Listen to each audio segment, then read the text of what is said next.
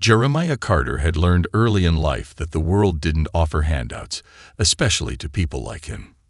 Growing up in the South Side of Chicago, he had seen struggle up close, the kind of struggle that shaped a man before he was even old enough to understand what it meant.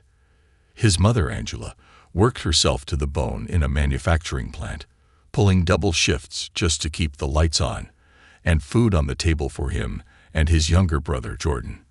Their father had passed away when Jeremiah was just 7 years old, leaving behind more memories of struggle than of comfort.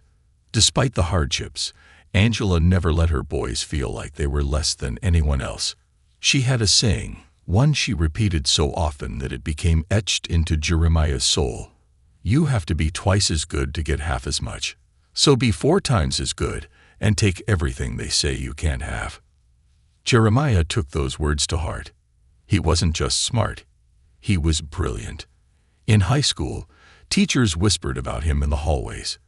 He was the kind of student they never forgot.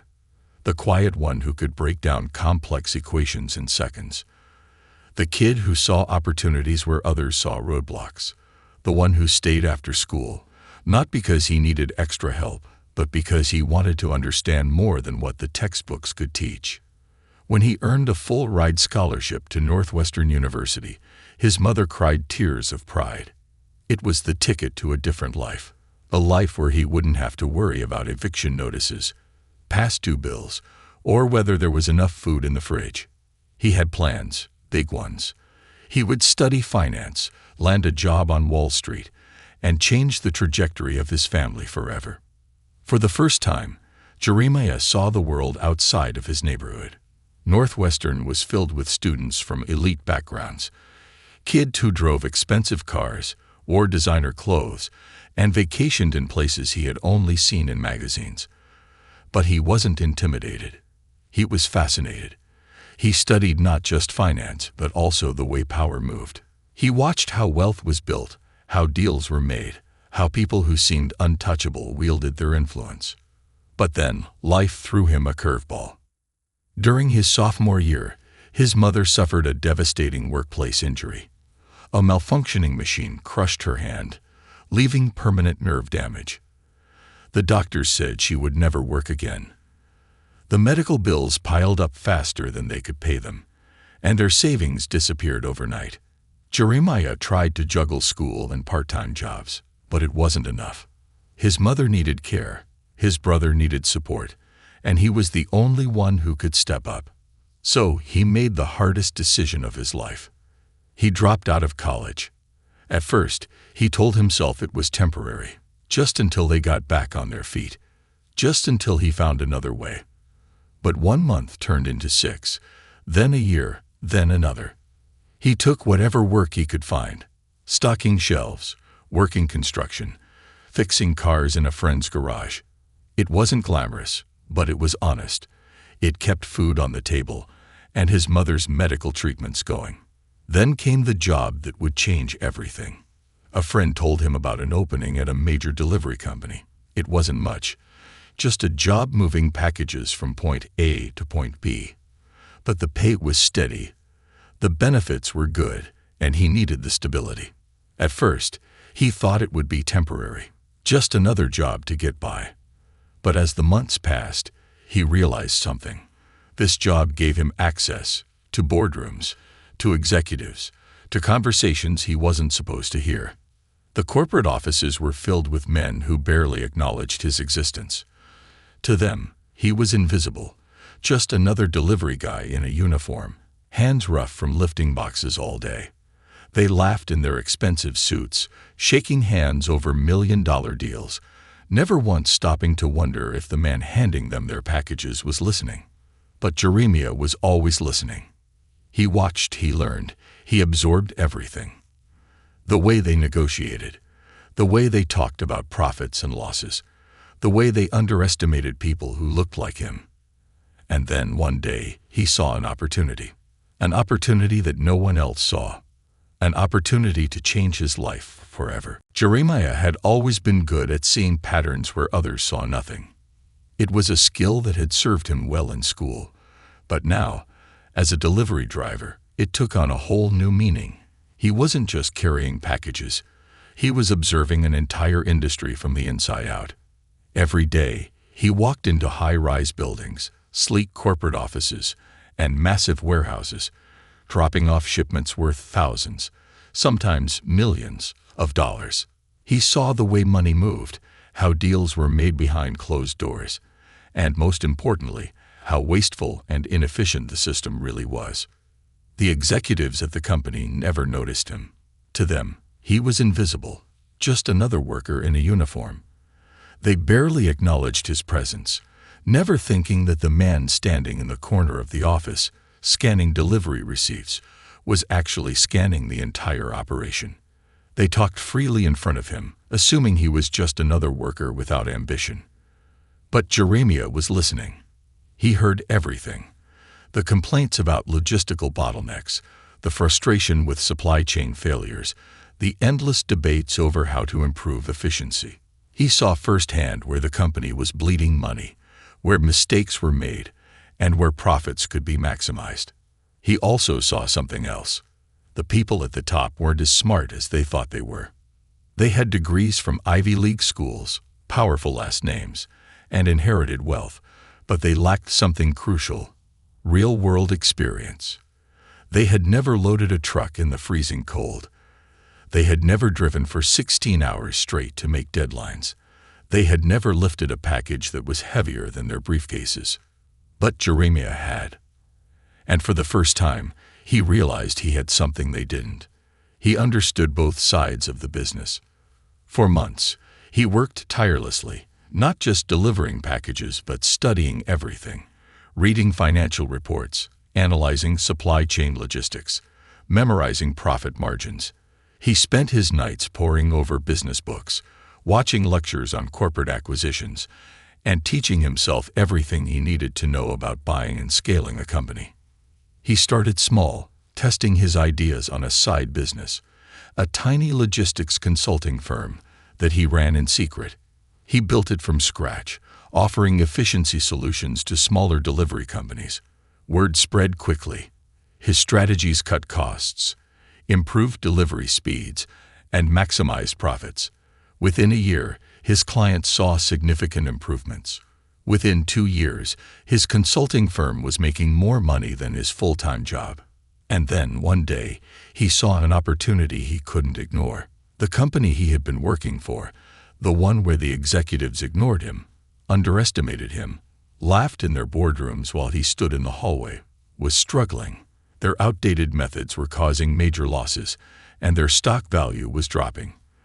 They were desperate to turn things around, and that desperation made them vulnerable. Jeremiah knew what he had to do. He put together a bold, nearly impossible plan. He was going to buy the very company that had overlooked him for years. It was crazy. He didn't come from money. He didn't have family connections. But what he did have was knowledge, strategy, and an edge that none of those executives could ever see coming. And he was about to change everything. Jeremiah didn't sleep much in the months leading up to his plan. He couldn't afford to. Every moment not spent on the road delivering packages was spent building, strategizing, and setting up the foundation for something bigger than himself. He had studied enough financial structures to know that buying a multi-million-dollar company wasn't something he could do alone. He needed leverage. He needed investors. He needed a way in. But Jeremiah also knew that the people who held the keys to financial power were the same ones who never looked at him twice. No bank was going to hand over a loan to a delivery driver turned entrepreneur, no matter how solid his business model was. The doors he needed to walk through had been built to keep people like him out. So he found a different way. Through his consulting business, he had built a network of smaller logistics companies that were eager to grow but lacked the resources to compete with the industry giants.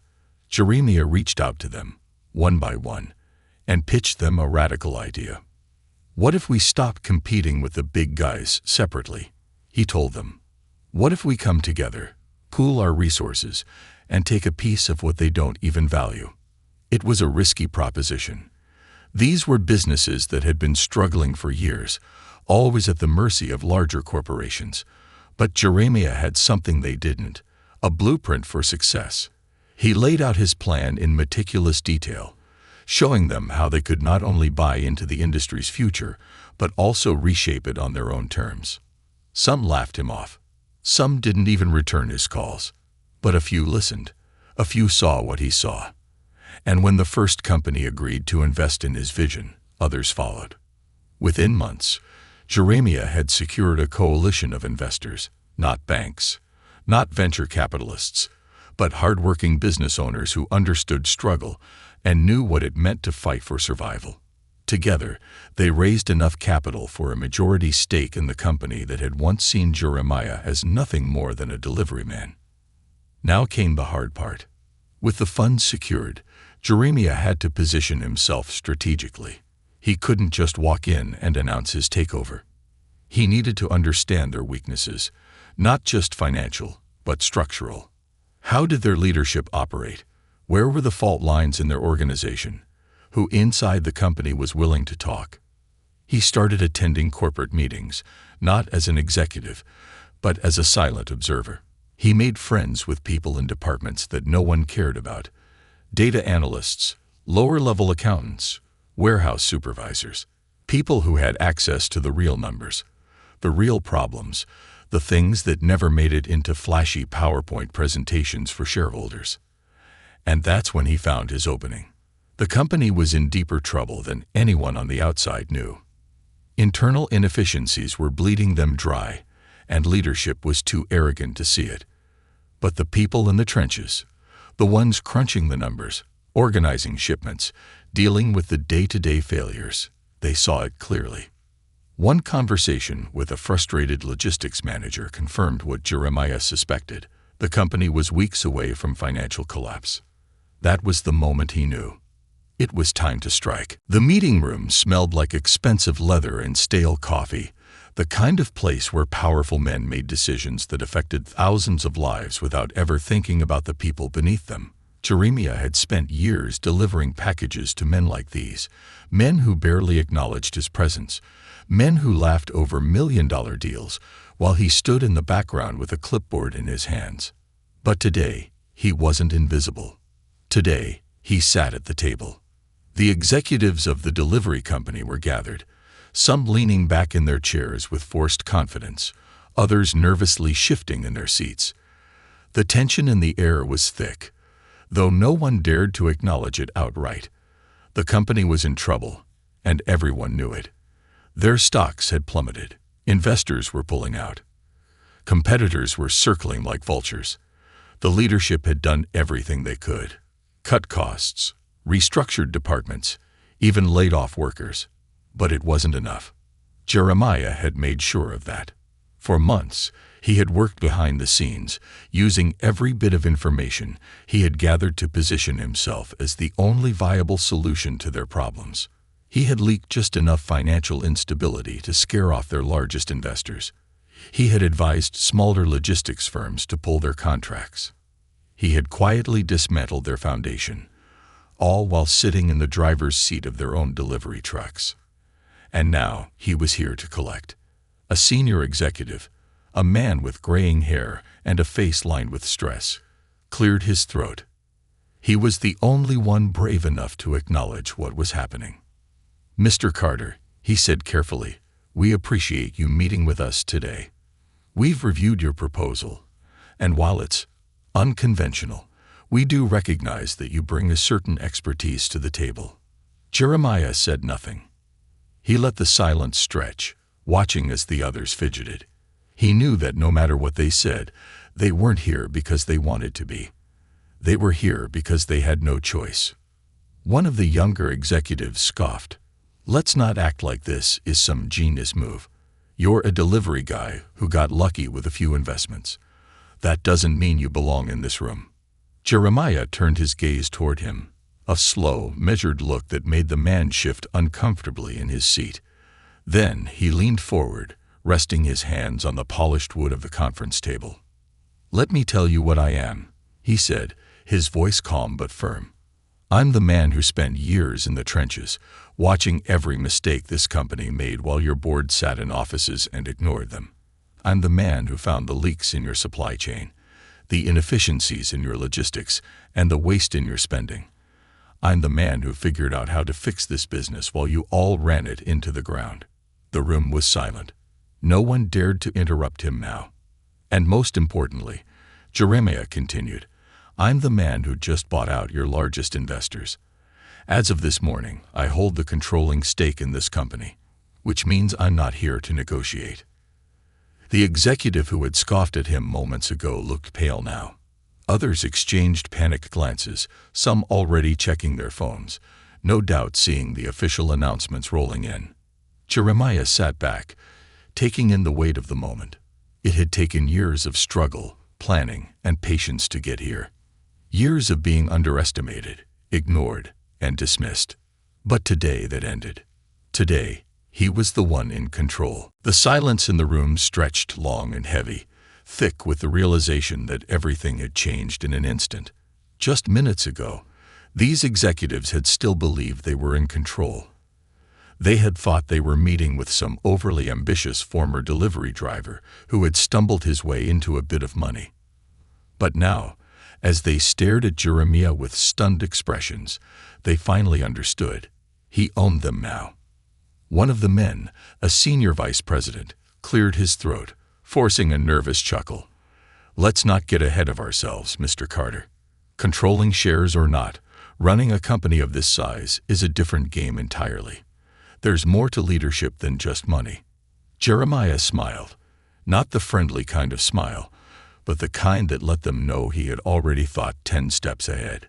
"You're absolutely right," he said, his voice calm. "Which is why I've already made arrangements for a leadership transition. Effective immediately, I'll be restructuring the board and bringing in people who actually understand how this business works." A murmur of disbelief spread through the room. Several executives exchanged worried looks. One of them, a younger man who had only recently clawed his way into the leadership circle, leaned forward. "Wait a minute. You're talking about replacing us?" Jeremiah met his gaze, unblinking. "I'm talking about fixing the mistakes that got this company into trouble in the first place. If that means replacing those who made those mistakes, well, that's just business, isn't it?" The young executive turned red, his fists clenching. But he didn't argue. He couldn't, because he knew Jeremiah was right. For too long, this company had been run by men who had never touched a package, never ridden in one of their own trucks, never set foot in one of their distribution centers. They had made decisions from the top down, assuming that their business degrees and privileged upbringings made them qualified to lead. But Jeremiah had lived this industry from the ground up. He had seen every inefficiency firsthand. He had talked to the warehouse workers, the drivers, the customer service reps. He knew exactly where the company was losing money and exactly how to turn it around. And now he had the power to do it. One of the older executives, clearly realizing there was no way to fight what was happening, leaned forward. His voice was measured, careful. "And what, exactly, is your plan?" Jeremiah pulled a folder from the sleek leather bag at his feet and laid it on the table. A full-scale restructuring, logistics improvements, a direct-to-consumer model to cut costs, warehouse automation in key distribution centers, and most importantly, a leadership shift that puts people with real experience in positions of power. The men in the room looked at one another, some with resignation, some with anger. They had underestimated him for years, and now it had cost them everything. Jeremiah let the silence stretch before delivering his final blow. "For those of you willing to adapt," he said, "there may still be a place for you here.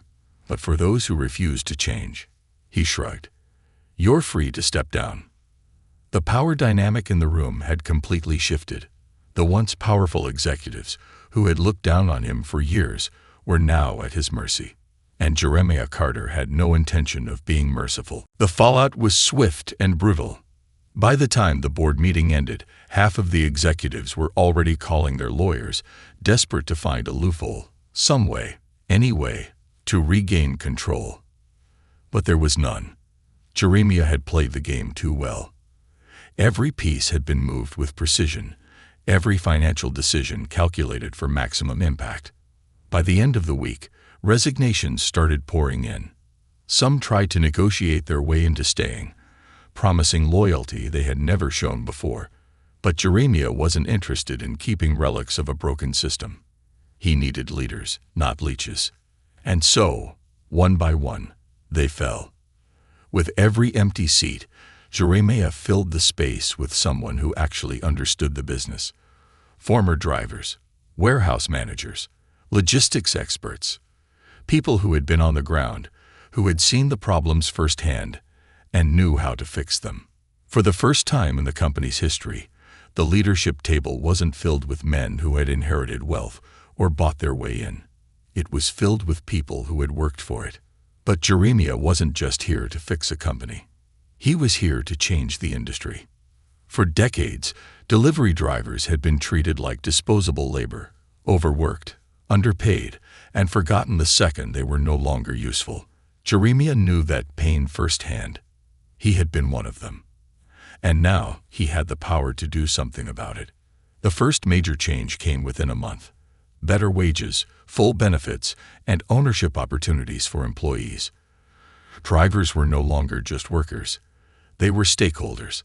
For the first time, they had a real reason to care about the company's success, because that success would directly impact their lives. Then came the technology overhaul. The old system had been bloated and inefficient, relying on outdated methods that cost millions in unnecessary expenses. Jeremiah introduced AI-driven logistics tracking, automated dispatch systems, and streamlined warehouse operations. Deliveries became faster, more accurate, and more cost-effective. And the industry took notice. Competitors laughed at first.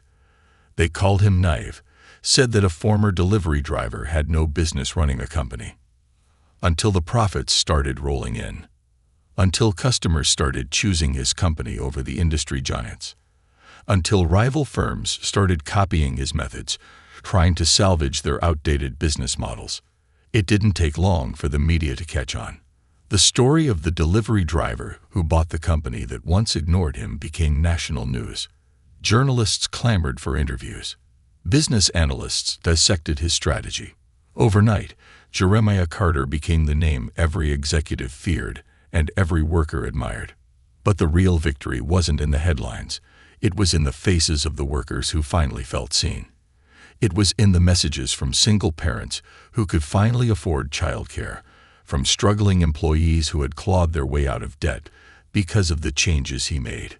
One evening, months after the takeover, Jeremiah stood outside one of the company's largest distribution centers. He watched as drivers loaded their trucks, laughing and joking, knowing they were no longer just employees. They were owners of their own futures. A voice interrupted his thoughts.